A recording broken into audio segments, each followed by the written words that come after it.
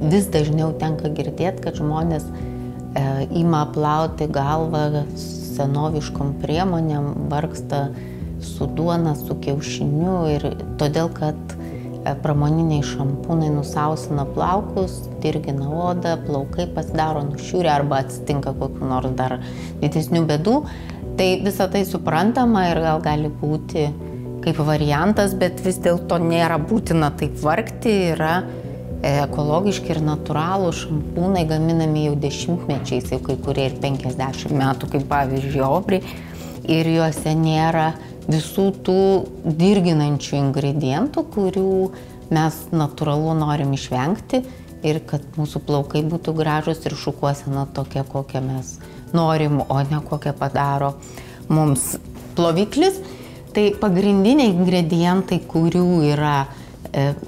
kurių norime išvengti ir dažniausiai apie juos kalbama, tai yra patys plovikliai, vadinami sulfatais, SLS, sodium lauril sulfatas, sodium laures sulfatas. Tai jie yra aršus plovikliai. Tai klausimas būna ką vietoj jų naudoja. Vietoj jų daugiausia naudoja gliukozidus vadinamus, tai iš cukraus ir kokoso. Ir jie taip pat plauna, gerai plauna, tik tai ne taip aršiai. Kaip mes galim tai pastebėti? Mes galim pastebėti, kad mažiau putoja. Bet putojimas netolygų plovimui, mes galim išsiplauti ir be didelio putojimo. Tiesiog reikia daugiau vandens naudoti ir svarbiausia pasirinkti šampūną, kuris mums tinka. Tai čia visų pirma žiūrime plaukus.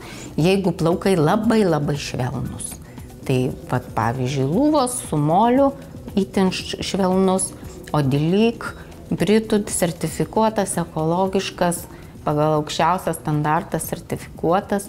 Jis dar kuo įdomus yra, kad ne vanduo pirmas ingredientas, o alavijų sultis.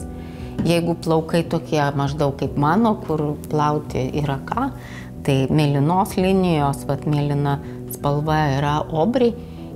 Obri turi normaliems plaukam yra žalia linija, kurie svarbiausia drėkina.